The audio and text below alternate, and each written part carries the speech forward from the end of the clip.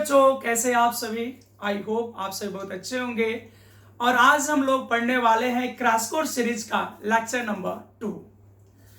तो आज के इस लेक्चर में, आज के इस वीडियो में हम लोग डिस्कस करेंगे आवेश संरक्षण सिद्धांत और साथ में पढ़ेंगे आवेश का क्वांटमीकरण सिद्धांत।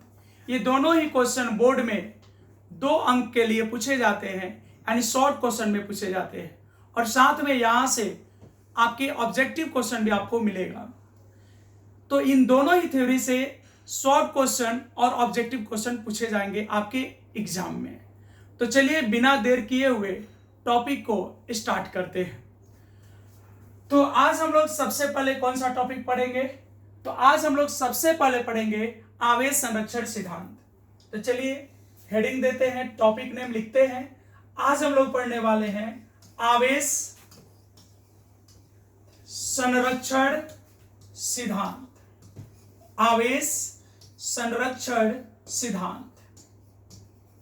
आवेश संरक्षण सिद्धांत यानी conservation theory of charge. Conservation theory of charge. Conservation theory of charge. Conservation theory of charge. Conservation theory of charge. और ये क्वेश्चन जो आपके एग्जाम में पूछा जाएगा, कितने अंक के लिए पूछा जाएगा? 2 अंक के लिए, यानी ये शॉर्ट क्वेश्चन में पूछा जाएगा। इस थ्योरी को दिया था बेंजामिन फ्रैंकलिन ने। यानी आवेश संरक्षण सिद्धांत जो थ्योरी है, ये किसके द्वारा दिया गया था? तो बेंजामिन फ्रैंकलिन के द्वारा। ये थ्योरी किसके द्वारा दिया गया था? तो बेंजामिन फ्रैंकलिन के द्वारा दिया गया था। आवेश संरक्षण सिद्धांत का प्रतिपादन किसने किया था? तो बेंजामिन फ्रैंकलिन ने किया था। बेंजामिन फ्रैंकलिन ने किया था। आवेश संरक्षण सिद्धांत को किसने दिया था? तो बेंजामिन फ्रैंकलिन ने दिया था। अब प्रश्न है कि आवेश संरक्षण सिद्धांत है क्या? बहुत ही सिंपल है। महाभारत का एक दृश्य होता है जिसमें भगवान श्री कृष्ण अर्जुन जी को समझाते हैं कि आत्मा न तो जन्म लेती है और ना ही आत्मा मरती है। आत्मा एक जीव से निकलकर दूसरे जीव में प्रवेश कर जाती है। यानी कृष्ण के अनुसार, भगवान श्री कृष्ण के अनुसार, हम लोगों की जब मृत्यु होती है तो सिर्फ हम लोग के शरीर से आत्मा निकल जाता है और शरीर वहीं गिर जाता है, पड़ जाता है, और वह आत्मा निकल के फिर दूसरे जीव में प्रवेश कर जाती है। उसी कॉन्सेप्ट पे, उसी सिद्धांत पे बेंजामिन फ्रैंकलिन का कॉन्सेप्ट है कि आवेश को न तो उत्पन्न किया जाता है और ना ही आवेश को नष्ट किया जाता है। आवेश सिर्फ एक पदार्थ से दूसरे पदार्थ पर स्थानांतरित किया जाता है। यही कथन है आवेश संरक्षण सिद्धांत का। बहुत ही सिंपल कॉन्सेप्ट है बेंजामिन साहब का। तो क्या है आवेश संरक्षण सिद्धांत? तो लिखेंगे हम लोग बेंजामिन के अनुसार, यानी बेंजामिन फ्रैंकलिन के अनुसार, या आवेश संरक्षण सिद्धांत के अनुसार।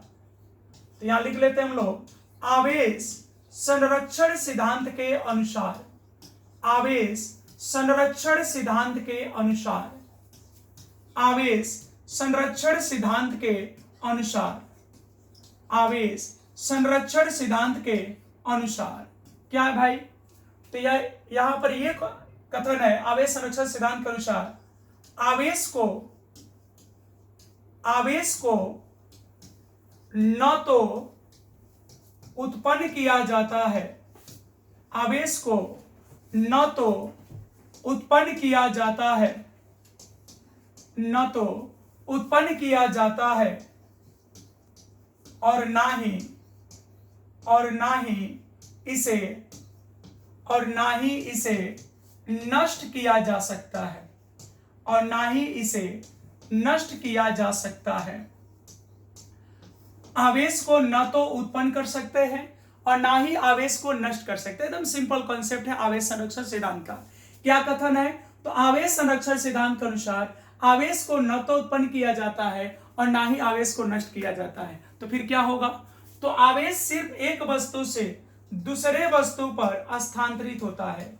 आवेश सिर्फ एक वस्तु से आवेश सिर्फ एक वस्तु से दूसरे वस्तु पर, एक वस्तु से दूसरे वस्तु पर स्थानांतरित होता है। आवेश सिर्फ एक वस्तु से दूसरे वस्तु पर स्थानांतरित होता है। यही कथन है आपका आवेश संरक्षण सिद्धांत का। तो अगर आपसे पूछे बोर्ड में, अगर क्वेश्चन आ जाए कि आवेश संरक्षण सिद्धांत क्या है या किसे कहते हैं, तो आपको प्रेशर लेने की जरूरत नहीं है, टेंशन लेने की जरूरत नहीं है। एकदम सिंपल सा कॉन्सेप्ट है कि आवेश संरक्षण सिद्धांत के अनुसार आवेश को न तो उत्पन्न किया जाता है और ना ही इसे नष्ट किया जा सकता है। आवेश को सिर्फ एक वस्तु से दूसरे वस्तु पर स्थानांतरित किया जाता है। एक वस्तु से दूसरे वस्तु पर क्या कर सकते हैं? एक वस्तु से दूसरे वस्तु पर स्थानांतरित किया जाता है। ठीक है, ये जो आवेश है ये किसी भी सिस्टम के लिए हमेशा नियत होता है। ठीक है, चलिए इसको एक एग्जांपल से क्लियर कर लेते हैं हम लोग। यहां पे एक एग्जांपल ले लेते हैं, जैसे मान लीजिए आपके पास सोडियम क्लोराइड है, सोडियम क्लोराइड है, और अगर इसकी बात करें तो ये दो आयंस में टूट सकता है, एक सोडियम प्लस और दूसरा Cl माइनस में। तो यहाँ पे आपका सोडियम क्लोराइड है, यहाँ सोडियम आयंस है और यहाँ क्लोरीन आयंस है। तो बात करें इसी सोडियम क्लोराइड को तोड़ के हम यहाँ पे Na प्लस और Cl माइनस बनाए हैं, NaCl को तोड़ के Na प्लस और Cl माइनस बनाए हैं। तो प्रश्न है कि क्या यहाँ पे चार्ज उत्पन्न हुआ है? तो चेक कर लेते हैं इसको। तो सोडियम क्लोराइड, इस पे कहीं भी देखिए ये जो अणु है कहीं प्लस माइनस लिखा हुआ है? नहीं लिखा हुआ है। तो यहाँ पे अभी चार्ज वैल्यू कितना है? तो यहाँ पे अभी चार्ज वैल्यू है 0। यहाँ पे चार्ज वैल्यू कितना है? 0, क्योंकि यहाँ पे कहीं भी आयंस है नहीं है। तो ये जो आपका सोडियम क्लोराइड है, इसका जो अणु है, इस पे नेट चार्ज कितना है? 0। अब आरएचएस की बात करें तो यहाँ पे चार्ज दिख रहा है, लेकिन अगर हम टोटल चार्ज यहाँ पे कैलकुलेट करें तो चलिए देखते हैं यहाँ पे टोटल चार्ज क्या होने वाला है। सोडियम पे यहाँ कितना चार्ज है? तो +1। सोडियम पे कितना चार्ज है? +1। क्लोरीन पे कितना चार्ज है? तो क्लोरीन पे है -1। ये सोडियम पे +1 और क्लोरीन पे कितना चार्ज है? तो इस पे चार्ज है -1। अब बताइए, सोडियम का +1 और क्लोरीन का -1, तो नेट चार्ज यहां भी कितना हो गया? 0। तो यहां पदार्थ बदल गया। ये जो सोडियम क्लोराइड था, NaCl था, ये टूट गया Na प्लस और Cl माइनस में, लेकिन क्या चार्ज बदला? नहीं बदला। तो इससे स्पष्ट होता है कि आपका जो चार्ज है वो निहित है, नियत है। आवेश जो है नियत है, निहित है। ठीक है, तो अगर 2 नंबर में पूछे आवेश संरक्षण सिद्धांत क्या है, तो इतना ही आपको लिखना होगा कि आवेश संरक्षण सिद्धांत के अनुसार आवेश को न तो उत्पन्न किया जाता है और ना ही इसे नष्ट किया जाता है। आवेश सिर्फ एक वस्तु से दूसरे वस्तु पर क्या होता है? स्थानांतरित होता है। ठीक है, एक चीज इसमें और याद रखिएगा, इस सिद्धांत के अनुसार किसी भी निकाय की जो आवेश होती है वह हमेशा नियत होती है। किसी पृथक, यानी जो निकाय अलग है, किसी पृथक निकाय की कुल आवेश हमेशा नियत होती है, हमेशा नियत होती है। ये हम नहीं बोल रहे हैं, ये बेंजामिन फ्रैंकलिन साहब का कथन है। हमेशा क्या होती है? नियत होती है। किसी पृथक निकाय की जो कुल आवेश होती है वह हमेशा नियत होती है। तो यही आपका था आवेश संरक्षण सिद्धांत। तो उम्मीद करते हैं कि इस थ्योरी में, इस कॉन्सेप्ट में आपको कोई प्रॉब्लम नहीं होनी चाहिए। तो चलिए अब अगला टॉपिक देखते हैं हम लोग, आवेश का क्वांटमीकरण सिद्धांत।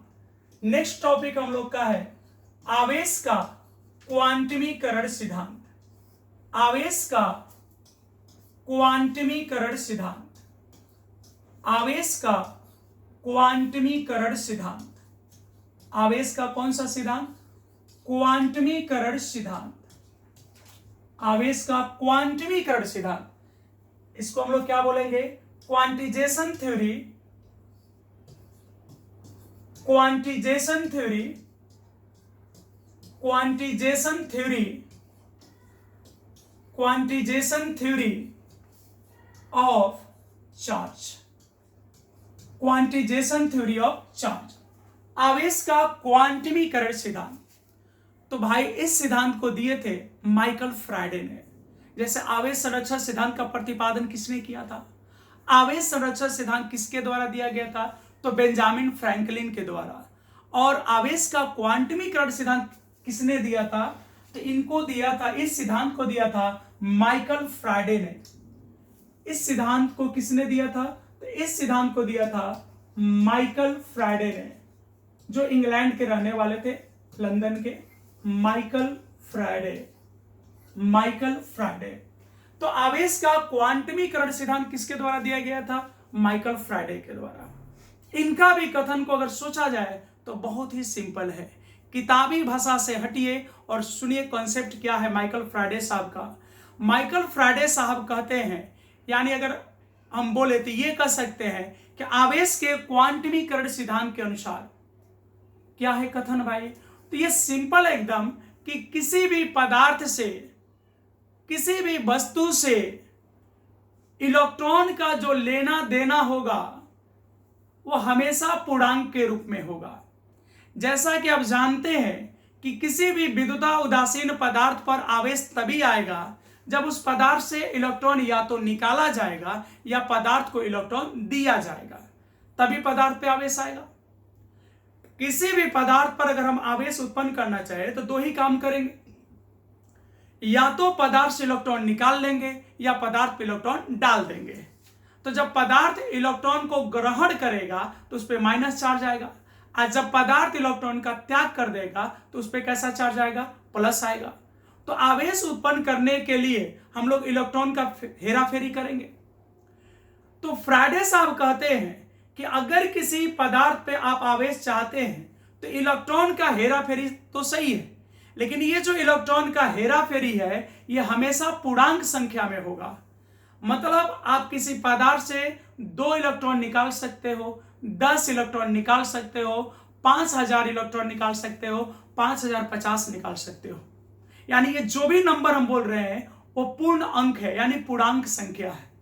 लेकिन आप चाह के भी किसी पदार्थ से, आप चाह के भी किसी तत्व से दशमलव में या भिन्न में इलेक्ट्रॉन नहीं निकाल सकते। यानी ऐसा नहीं कि आप किसी पदार्थ से 2.5 इलेक्ट्रॉन निकाल लीजिए, 3.2 निकाल लीजिए।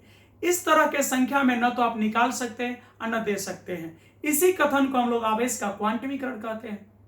तो आप बोलोगे सर कैसे लिखेंगे हम लोग अगर बोर्ड में आ जाए 2 नंबर में? तो ये क्वेश्चन भी 2 अंक के लिए पूछे जाता है।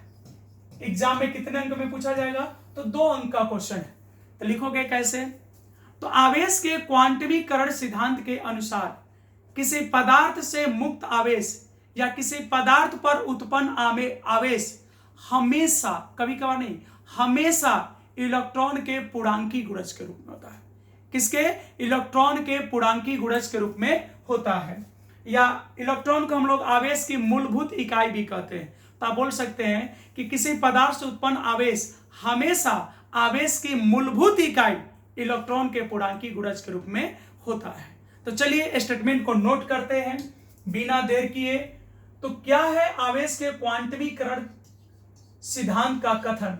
तो चलिए देखिए, आवेश के क्वांटमीकरण सिद्धांत के अनुसार, आवेश के क्वांटमीकरण सिद्धांत के अनुसार, आवेश के क्वांटमीकरण सिद्धांत के अनुसार, किस सिद्धांत के अनुसार? आवेश के क्वांटमीकरण सिद्धांत के अनुसार किसी पदार्थ से या किसी पदार्थ पर, किसी पदार्थ पर, किसी पदार्थ पर उत्पन्न आवेश, किसी पदार्थ पर उत्पन्न आवेश, किसी पदार्थ पर उत्पन्न आवेश हमेशा, किसी पदार्थ पर उत्पन्न आवेश हमेशा आवेश के, हमेशा आवेश के मूलभूत इकाई, इसको याद रखिएगा, आवेश की मूलभूत इकाई इलेक्ट्रॉन को कहते हैं। हमेशा आवेश के मूलभूत इकाई किसको कहते हैं? इलेक्ट्रॉन को। हमेशा आवेश के मूलभूत इकाई, चलो इलेक्ट्रॉन यहां पर लिख ही लेते हैं। हमेशा आवेश के मूलभूत इकाई इलेक्ट्रॉन के, हमेशा आवेश की मूलभूत इकाई इलेक्ट्रॉन के कौन से गुणज? दशमलव नहीं होगा, भिन्न नहीं होगा, कौन होगा? पूर्णांक। इलेक्ट्रॉन के पूर्णांकी गुणज के रूप में होता है। पूर्णांकी गुणज के रूप में होता है। पूर्णांकी गुणज के रूप में होता है। हमेशा पूर्णांकी गुणज के रूप में होता है। रूप में होता है। होता है। यही कथन है आवेश के क्वांटमीकरण का। उम्मीद करते हैं आपको समझ में आ रहा होगा कथन।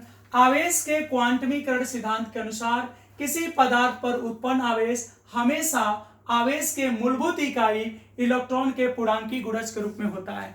मतलब जब भी आप पदार्थ पे आवेश चाहते हैं तो या तो उसको इलेक्ट्रॉन दो अन्यथा इलेक्ट्रॉन लो। तो फ्राइडे साहब कहते हैं ये सब तो भाई ठीक है, सब ठीक ठाक है, या तो इलेक्ट्रॉन ले लीजिए या दे लीजिए, सब ठीक ठाक है, लेकिन जो लेने देने की क्रिया होगी वह हमेशा पूर्णांक के रूप में होगी, वह कभी दशमलव के रूप में नहीं होगी, वह भिन्न के रूप में नहीं होगी। यानी आप 10 इलेक्ट्रॉन दे दो, 5 इलेक्ट्रॉन दे दो, चलेगा, लेकिन आप 10.2 इलेक्ट्रॉन नहीं दे सकते। यही उनका कथन था और कुछ नहीं इसमें। इतनी तो बात समझ में आ गई होगी। तो हम लोग आवेश को क्या लिखते हैं भाई? हम लोग आवेश को लिखते हैं Q।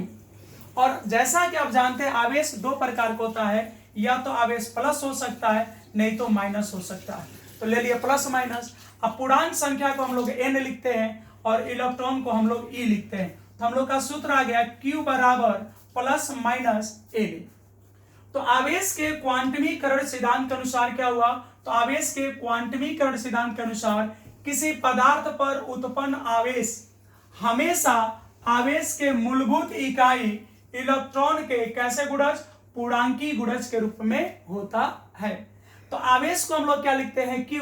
और आवेश दो प्रकार का होता है, प्लस माइनस, और पूर्णांक संख्या को n लिखते हैं, और यहाँ E जो है इलेक्ट्रॉन है। तो इलेक्ट्रॉन के कैसा गुणज हो गया? पूर्णांकी गुणज। अब प्रश्न है कि कौन क्या है? तो जहां Q क्या है? तो Q जो है ये आवेश है। Q क्या है? आवेश है। यहाँ पे Q क्या है? तो आवेश है। N क्या है भाई? तो N यहाँ पूर्णांक संख्या है। N क्या है? पूर्णांक संख्या है। N पूर्णांक संख्या है। अब प्रश्न है कि E क्या है भाई? तो यहाँ पे E जो है इलेक्ट्रॉन का परिमाण है। इलेक्ट्रॉन का क्या है? इलेक्ट्रॉन का परिमाण है। इलेक्ट्रॉन का परिमाण है। और जैसा कि आप जानते हैं इलेक्ट्रॉन का परिमाण कितना होता है? तो इलेक्ट्रॉन पे चार्ज होता है -1.6 × 10⁻⁻19 कूलम। तो ये हो जाएगा -1.6 को प्लस में लिखेंगे 1.6 × 10⁻⁻19 कूलम। ठीक है, तो बाकी चीजें तो आपको समझ में आ गई होगी। चलिए, तो ये फॉर्मूला Q बराबर प्लस माइनस n, इसमें Q आवेश है, n पूर्णांक संख्या है, और जो E है वह इलेक्ट्रॉन का परिमाण है, और इसका वैल्यू होता है 1.6 × 10⁻⁻19 कूलम। क्लियर है? अब यहाँ n का मान अगर हम कहें, अगर n की बात करें हम, तो n का मान क्या हो सकता है भाई? तो पूर्णांक संख्या है, तो देखिए dot dot dot dot dot, ये माइनस में भी हो सकता है, -3 -2 -1, ठीक है, 0 हो सकता है, 1 हो सकता है, 2 हो सकता है, 3 हो सकता है, डॉट डॉट डॉट इन्फिनिटी तक हो सकता है। ठीक है, n का मान क्या नहीं होना चाहिए? तो ध्यान दीजिएगा, इसमें n का मान दशमलव या भिन्न नहीं होना चाहिए। तो इतना लिख दोगे तो आपका 2 नंबर एकदम क्लियर, कोई नहीं काट सकता, 2 नंबर उसको देना ही पड़ेगा। ठीक है, अगर हम आपसे पूछे n का मान क्या नहीं होना चाहिए, तो n का मान याद रखिएगा दशमलव नहीं होना चाहिए, दशमलव नहीं होना चाहिए। n का मान क्या नहीं होना चाहिए? तो भिन्न नहीं होना चाहिए। ठीक है, दशमलव और भिन्न नहीं होना चाहिए, ये नहीं होना चाहिए। ठीक है, तो अब यहां से थोड़े इसके ऑब्जेक्टिव क्वेश्चन को हम लोग देख लेते हैं। ठीक है, तो ये दोनों कॉन्सेप्ट तो हम लोग पढ़ लिए। अब यहां से इसके कुछ क्वेश्चन करके देखते हैं, एक बार रिपीट कर लेते हैं। आइए, तो आज हम लोग सबसे पहले क्या पढ़े, तो आज पढ़े आवेश संरक्षण सिद्धांत। आवेश संरक्षण सिद्धांत किसके द्वारा दिया गया था, तो बेंजामिन फ्रैंकलिन के द्वारा दिया गया था। आवेश संरक्षण सिद्धांत किसके द्वारा दिया गया था, तो बेंजामिन फ्रैंकलिन के द्वारा। क्या कथन है आवेश संरक्षण सिद्धांत का, तो आवेश संरक्षण सिद्धांत के अनुसार आवेश को न तो उत्पन्न किया जाता है और न ही इसे नष्ट किया जा सकता है। आवेश को सिर्फ एक वस्तु से दूसरे वस्तु पर स्थानांतरित किया जाता है। यह हमने चार्ज को दिखाया कि देखो यहाँ चार्ज नियत है, क्योंकि आवेश संरक्षण सिद्धांत के अनुसार किसी पृथक निकाय की कुल आवेश हमेशा क्या होती है, नियत। तो इसमें आवेश नियत होता है। तो हमने एक एग्जांपल लिया, यहाँ सोडियम क्लोराइड था, इसको तोड़ दिया सोडियम प्लस Cl माइनस में, तो सोडियम क्लोराइड का कुल चार्ज क्या था शुरू में 0। अगर इसके भी चार्ज को चेक किए तो सोडियम प्लस का +1 और क्लोरीन माइनस का -1, फिर नेट चार्ज क्या हो गया, 0। बात समझ में आ गई। अब आते हैं क्वांटमीकरण पे। तो क्वांटमीकरण यही कहता है कि आप किसी भी पदार्थ पे आवेश चाहते हो तो इलेक्ट्रॉन का लेन देन कर लो, लेकिन ये लेन देन जो है पूर्णांक में होना चाहिए, पूरा पूर्णांक में होना चाहिए। यानी आप दशमलव में लेन देन नहीं करना है, मतलब ऐसे नहीं करना है कि 3.2 इलेक्ट्रॉन दे दिए, 3.5 इलेक्ट्रॉन दे दिए, ऐसे नहीं। या तो आप 3 दो, ना तो 4 दो, या तो 3 इलेक्ट्रॉन ले लो या 4 इलेक्ट्रॉन ले लो। बात समझ में आ गई। चलिए अब इसके कुछ ऑब्जेक्टिव हम लोग कर लेते हैं। अब यहां पे 2021 का एक क्वेश्चन था, संबंध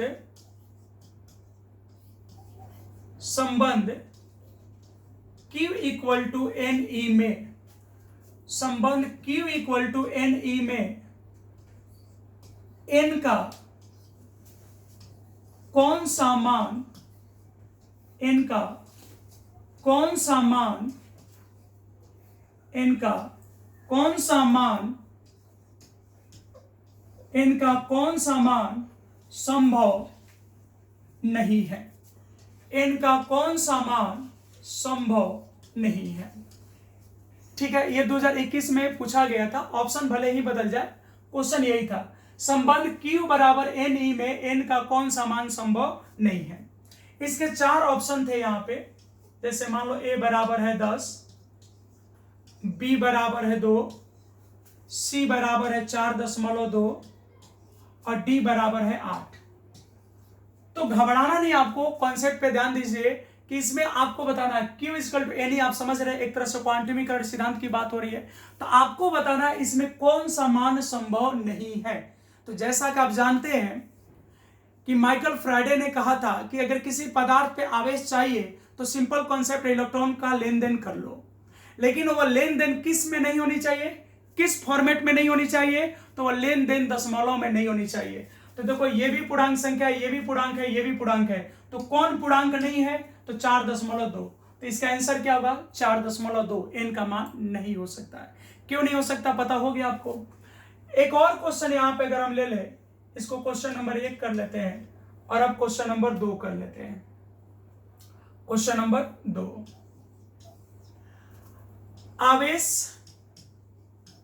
आवेश क्वांटमीकरण सिद्धांत के अनुसार, किस सिद्धांत के अनुसार, आवेश क्वांटमीकरण सिद्धांत के अनुसार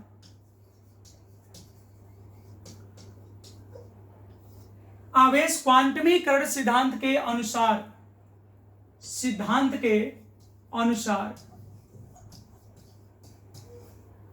अनुसार किसके अनुसार, आवेश क्वांटमीकरण सिद्धांत के अनुसार किसी पदार्थ से, किसी पदार्थ से, किसी पदार्थ से, किसी पदार्थ से मुक्त इलेक्ट्रॉन, किसी पदार्थ से मुक्त इलेक्ट्रॉन का, किसी पदार्थ से मुक्त इलेक्ट्रॉन का कौन सा मान, कौन सा मान संभव नहीं है, कौन सा मान संभव नहीं है। घबराना नहीं है, पूरे अच्छे से पहले क्वेश्चन को पढ़ लेना। आवेश के क्वांटमीकरण सिद्धांत के अनुसार किसी पदार्थ से मुक्त इलेक्ट्रॉन का कौन सा मान संभव नहीं है। हमको पता है तू लोग लोढ़ा है, लोढ़ागिरी नहीं करना है, पहले कॉन्सेप्ट को समझना, उसके बाद जवाब देना, ठीक है। यहाँ पे ऑप्शन है 20, बी है 16, सी है 12 और डी है 21.5।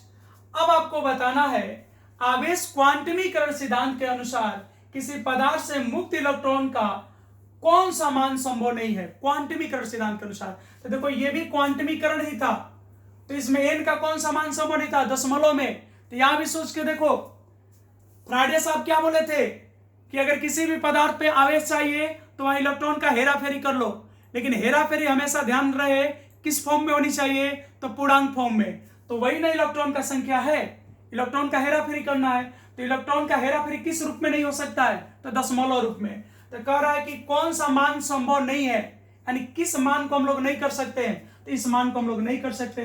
तो हमारा आंसर क्या हो जाएगा 21.5। ठीक है, यह बात समझ में आ रही है। चलिए अब यहां पे और समझ लीजिए आप, अगले क्वेश्चन की ओर चलते हैं। क्वेश्चन नंबर 3 है, यहां पे क्वेश्चन नंबर 3 है, यदि किसी पदार्थ से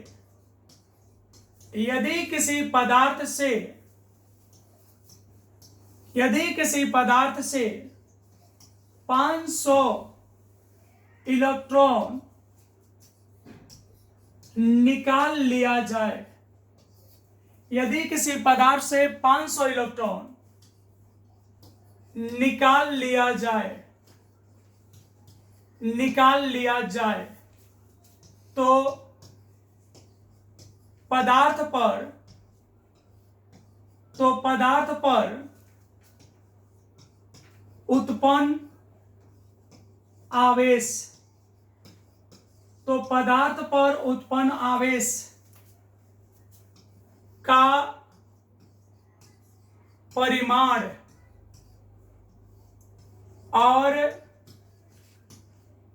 का परिमाण और प्रकृति होगा। ठीक है, क्वेश्चन देख लिए।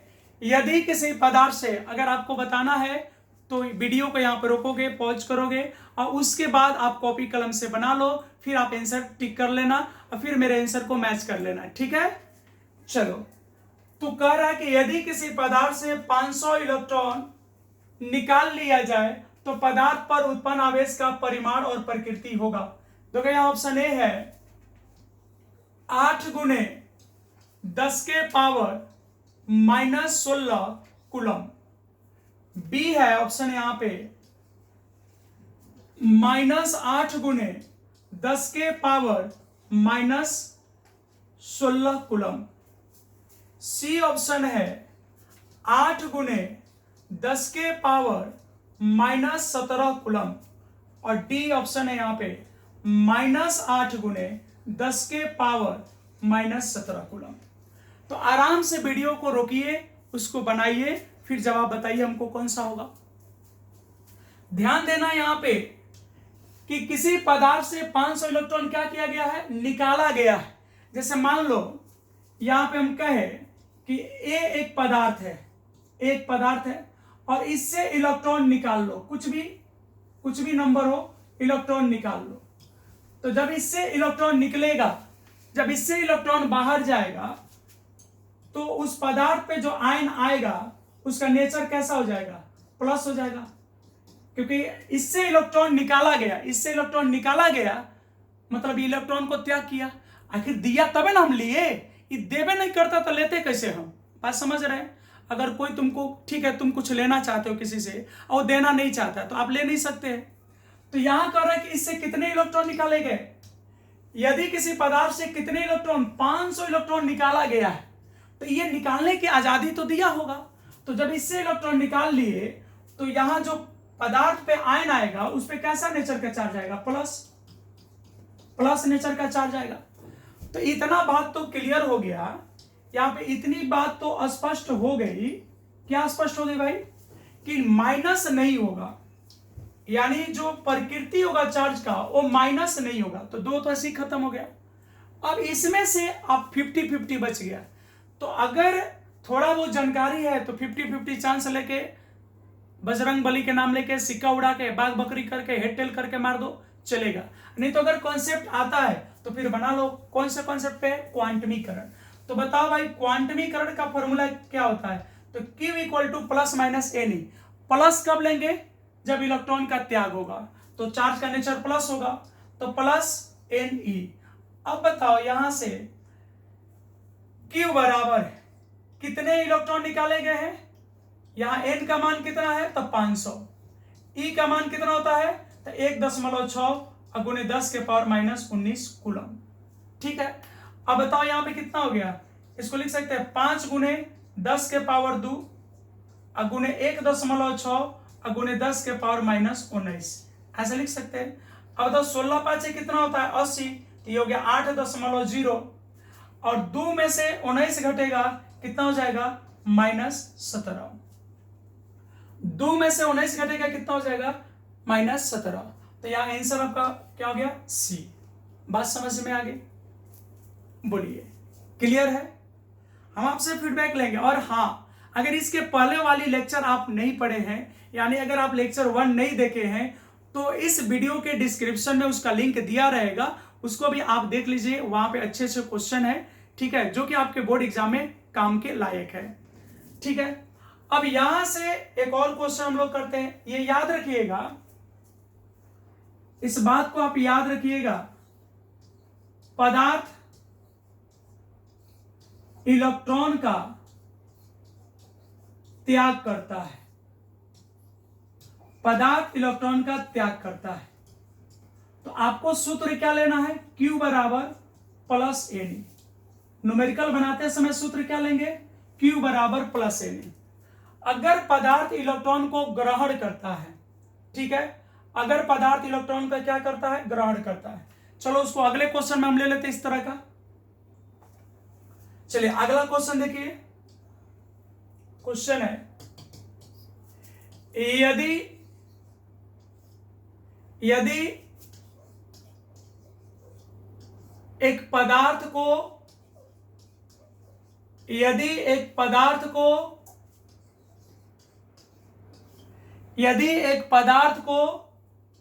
10 के पावर 6, इसको हम लोग मिलियन भी बोलते हैं, 10 के पावर 6 को मिलियन या मेगा बोलते हैं, ठीक है, मिलियन या मेगा। यदि एक पदार्थ को 10 के पावर 6 इलेक्ट्रॉन दिया जाता है, यदि एक पदार्थ को 10 के पावर 6 इलेक्ट्रॉन दिया जाता है, तो पदार्थ पर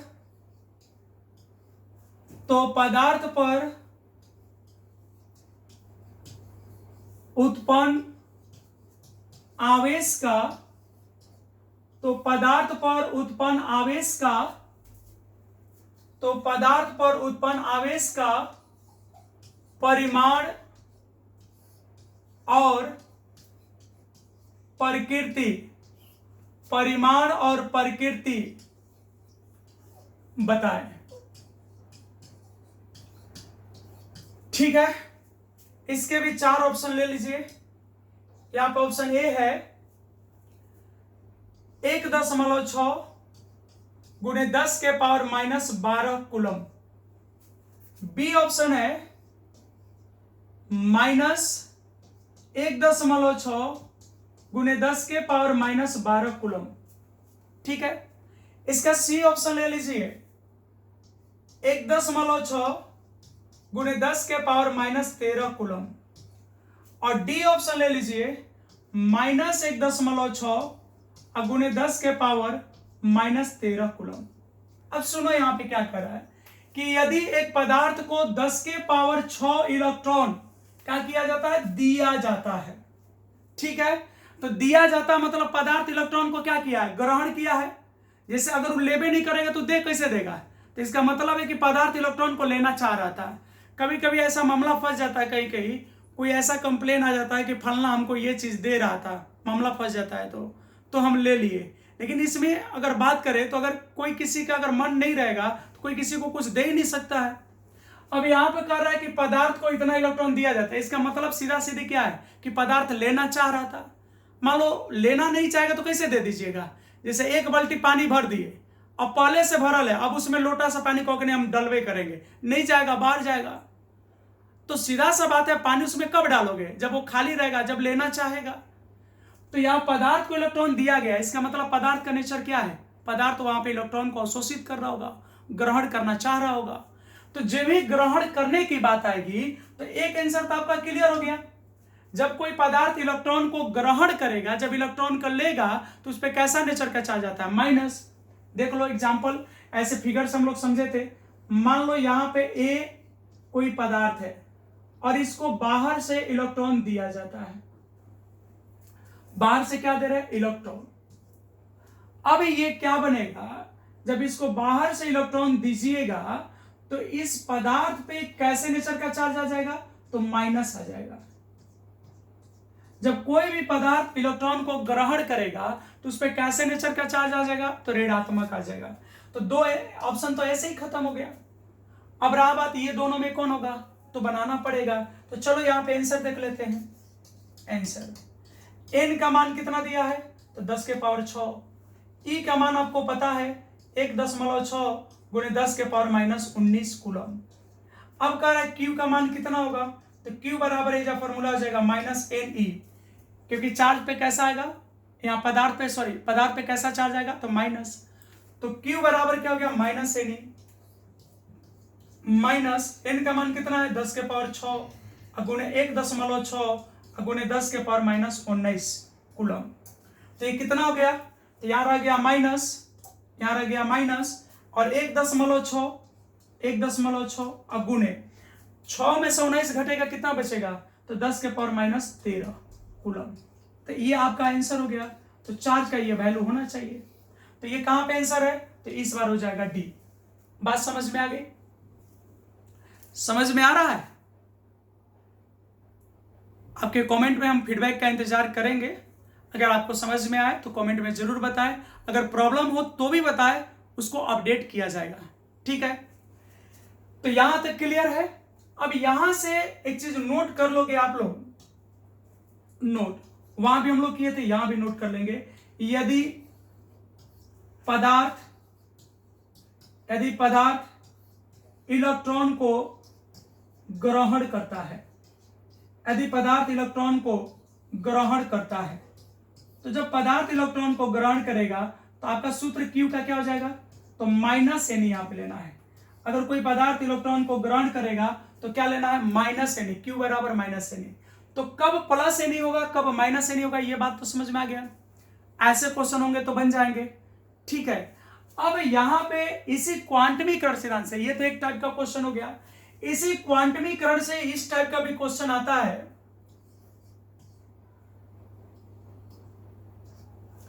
क्वेश्चन ये रहता है, आवेश का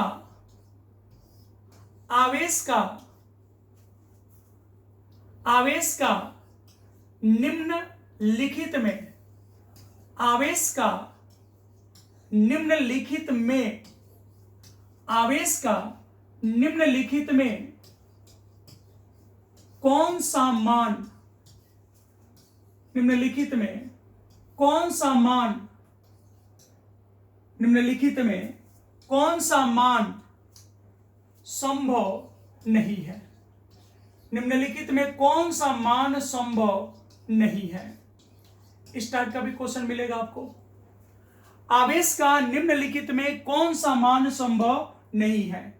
कौन सा क्वेश्चन बना रहे थे हम लोग? 4 बना रहे थे ना। चलो, तो ये है क्वेश्चन नंबर 5। ये हो गया क्वेश्चन नंबर 5। आवेश का निम्नलिखित में कौन सा मान संभव नहीं है? अब मान लो यहां दे देगा ऑप्शन नंबर ए 3.2 गुने 10 के पावर -19 कूलम। बी दे देगा 6.4 गुने 10 के पावर -20 कूलम। सी दे देगा 1.6 गुने 10 के पावर -17 कूलम, और डी दे देगा आपको 8 गुने 10 के पावर -16 कूलम। तो आपको बताना इसमें कि आवेश का कौन सा मान संभव नहीं है। तो इसके लिए आपको एक चीज करना पड़ेगा, एन का मान चेक करना होगा, क्योंकि आवेश के लिए जिम्मेवार कौन है। आवेश चाहे प्लस आ जाए चाहे माइनस आ जाए, महत्व ये नहीं कि उस पे बॉडी पे वस्तु पे कौन सी चार्ज है, महत्व ये है कि चार्ज को लाने के लिए जिम्मेवार कौन है। मैटर जो उत्पन्न हुआ है चार्ज का, वो मैटर किसके चलते खड़ा हुआ, तो मैटर हुआ इलेक्ट्रॉन के चलते।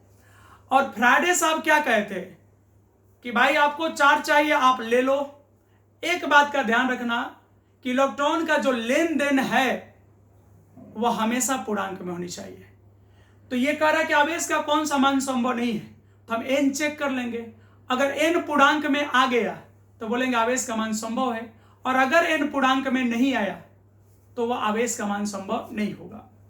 अब इसमें क्या है कि अगर हम देखें 3.2, 6.4, 8.5, ये सभी 1.6 से पूरी कट जाएगा, तो यहां पे फैक्टर नहीं फंस रहा है। अब इसमें चेक करना है क्या ट्रिक है। ठीक है, अगर यहां n आपका 1.6 का गुणज है, ये जैसे ये 1.6 का गुणज है, 2 बार में कट जाएगा, ये 1 बार में कट जाएगा, ये 4 बार में कट जाएगा, ये 8 बार में कट जाएगा, 5 बार में कट जाएगा, तो 1.6 से कट जाएगा, तो यहां तो पूर्णांक नंबर मिल जाएगा। कैसे भाई, तो आप ऐसे लिखोगे ना फॉर्मूला, चार्ज का फॉर्मूला क्वांटमीकरण से क्या होता है, Q = NE। तो आप n का मान चेक करोगे तो n बराबर हो जाएगा Q/E। तो Q का मान यहां कुछ भी रहे, Q छोड़ देते हैं, और E का मान होगा 1.6 गुने 10 के पावर -19, यही होगा। बोलिए, तो यहाँ पे Q का मान कुछ भी रखोगे, जैसे 3.2 तो 1.6 से कट जाएगा 2 बार में, तो 2 तो पूर्णांक है। 1.6 लोगे तो 1 बार में कट जाएगा, ये भी पूर्णांक है। 6.4 लोगे, ये भी 4 बार में कट जाएगा, पूर्णांक है। ये 5 बार में कट जाएगा, पूर्णांक है। तो मामला यहाँ नहीं फंस रहा है। अब मामला है क्या इतने सारे क्वेश्चन को आप सॉल्व करोगे, नहीं। तो देखो पैरामीटर यहाँ नीचे क्या है, 10 के पावर -19, 10 के पावर क्या है -19। अगर इससे मान ज्यादा है, अगर इससे मान अधिक है, अगर इससे अधिक मान है, अधिक मान का मतलब क्या होगा, इससे अधिक कौन होगा, तो 10 के पावर -18, 10 के पावर -17, 10 के पावर -16, 10 के पावर -15, 10 के पावर -14, अगर ऐसे कहीं लिखा है तो ये सब मान आपका संभव है। तो उस स्थिति में आवेश क्या है, उस स्थिति में आवेश संभव होता है, आवेश का वह मान संभव होता है। ठीक है, ये मैटर तो हो गया कि ये सब पूर्णांक है, कट जाएगा। अब ये पावर वाला मामला है, तो अगर इससे अधिक मान होगा, जैसे 10 के पावर -18, 10 के पावर -17, माइनस वाला उल्टा होता है, 10 के पावर -16, तो ये सब मान संभव है। तो देखो कौन कौन है, ये वाला 10 के पावर -16, तो ये संभव है, ये भी संभव है, ये 19 है, तो यहां पे इसको भी इंक्लूड किया गया है, ये भी संभव है। अब बच गया कौन, तो ये वाला मान, तो ये मान आपका संभव नहीं है। इस ट्रिक को याद रखिएगा। यानी अगर इससे कम मान हुआ, इससे अगर कम मान हुआ, कम मान, जैसे इससे कम मान का मतलब क्या, अगर इससे कम मान हो गया, कम मान, इससे कम मान हो गया, जैसे 10 के पावर -20, 10 के पावर -21, 10 के पावर -22, बाकी तो समझदार है, समझ ही गया होगा तू लोग। तो ये सब वैल्यू जब आ जाएगा तो ये संभव नहीं होगा, यानी आप क्या बोलोगे, असंभव। क्या बोलोगे, असंभव, ये मान संभव नहीं है।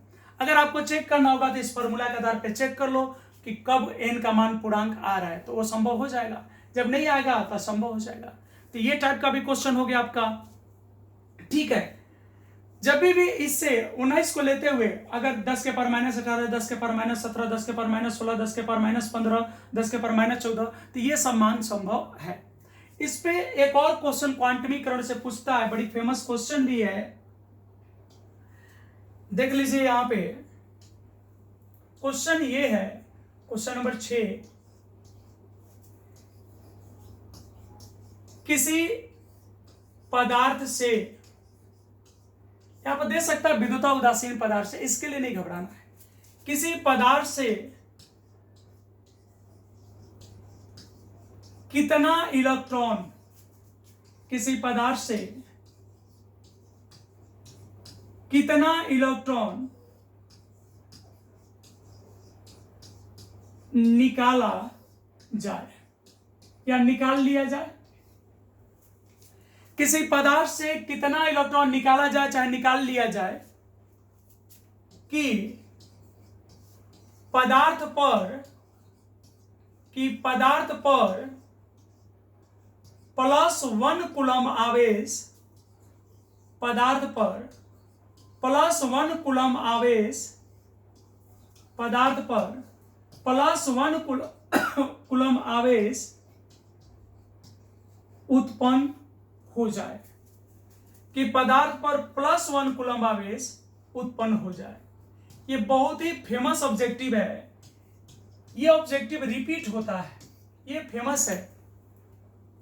क्वेश्चन क्या है, कह रहा है कि किसी पदार्थ से कितना इलेक्ट्रॉन निकाला जाए कि पदार्थ पर +1 कूलम आवेश उत्पन्न हो जाए।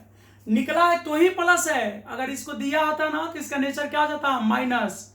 इतनी बात तो समझ गए होंगे अब तक, बोलिए यहां तक क्लियर है ना, यहां तक समझ गए होंगे।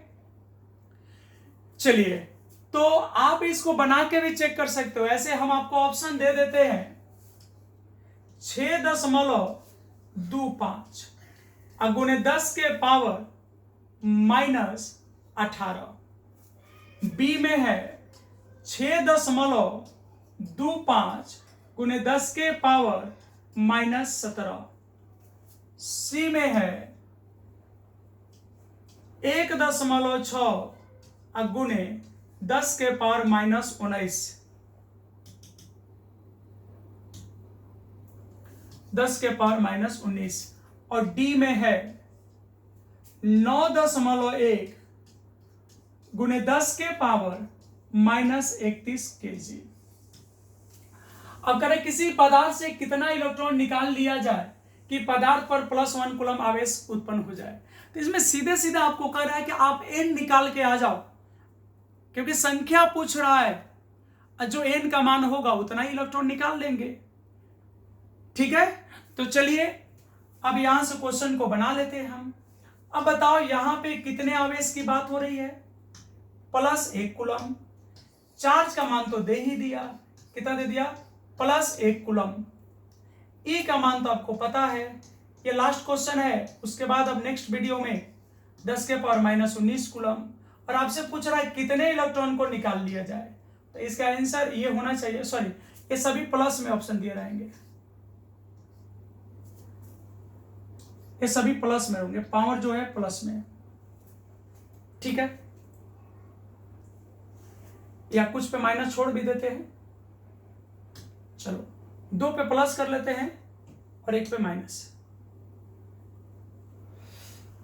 अब आपको बताना है इसमें कौन सही है। कुछ ना करो, n का मान निकाल दो। तो चूंकि n बराबर हो जाएगा Q/E, क्योंकि आप यहां लिखोगे ना Q = Ne, इसलिए n का मान क्या हो गया, n का मान हो गया Q/E। अब लो चार्ज की वैल्यू कितना है, तो कह रहा +1 होना चाहिए। I का मान कितना है 1.6 गुणे 10 के पावर -19। तो 1 में 1.6 से भाग दीजिएगा तो आ जाएगा 0.625 गुणे 10 के पावर, ये ऊपर जाएगा तो 19 हो जाएगा। या इसी को लिख सकते हो 6.25 गुणे 10 के पावर, ये 10 इसमें ला दिए तो यहाँ कितना बच गया 18।